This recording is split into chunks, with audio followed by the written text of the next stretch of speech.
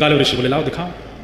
जैसे ही विषया का हाथ देखा, हाथ देख करके उसकी पूरी कुंडली आदि सब बना करके गालव ऋषि बोले दृष्टबुद्धि, तुम्हारी पुत्री को परम सुंदर पति प्राप्त होगा, बहुत सुंदर। उसको देख करके सब न्योछावर हो जाएंगे, इतना सुंदर स्वरूप उसका होगा, ठाकुर जी जैसा स्वरूप होगा। सुन करके पूरा नगर प्रसन्न हो गया, सब घर के लोग प्रसन्न हो गए, आनंदित हो गए, वाह सुंदर वर मिलेगा। तो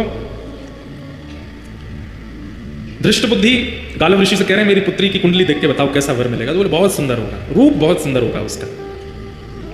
अच्छा, गुण, गुण इतना सरल, इतना सहज, इतना योग्य, इतना विशेष, इतना अद्भुत कि कोई भी उसके पास बैठेगा, उससे वार्ता अगर कर लेगा तो उसमें एक वशीकरण जैसा होगा, उसी का हो जाएगा, उसके भाव में मोहित हो जाएगा, ऐसा पति होगा। कार्य आदि क्या करेगा? बोले कार्य, बोले एक दिन वो बालक कुंतलपुर का राजा बनेगा। ये सुनकर के तो दृष्टबुद्धि नाचने लगा, वाह वाह, मैं मंत्री हूं, मेरी कन्या राजा को ब्याहेगी। ब्याह के बाद राजा बनेगा, ब्याह से पहले नहीं। बोले कभी बन तो जाएगा ना राजा। बोले हाँ राजा बनेगा, राजा से ही ब्याह होगा। बोले अच्छा, और बताइए, और बताइए। गुण गुण बताते गए। बोले गालव ऋषि बोले सब गुण ही गुण हो ऐसा नहीं होता, कुछ अवगुण भी होते हैं। बोले अवगुण बताओ। बोले अवगुण ये, तुमसे उसका मेल नहीं खाएगा, तुम्हारी बेटी से बढ़िया चलेगी उसकी, पर तुम्हारी और तुम्हारी जमाई की बिल्कुल नहीं बनेगी।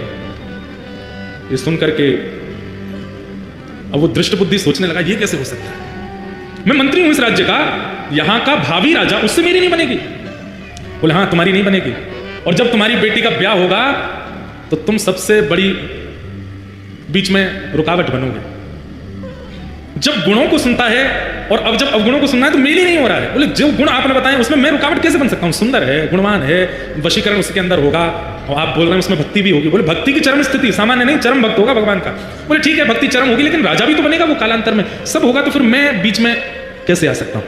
बोले ये तो समय बताएगा, तुम बीच में कैसे आओगे, तुम्हारी उससे नहीं बनेगी, और तुम हर प्रयास करोगे उसको रोकने का, अपनी पुत्री का होने से।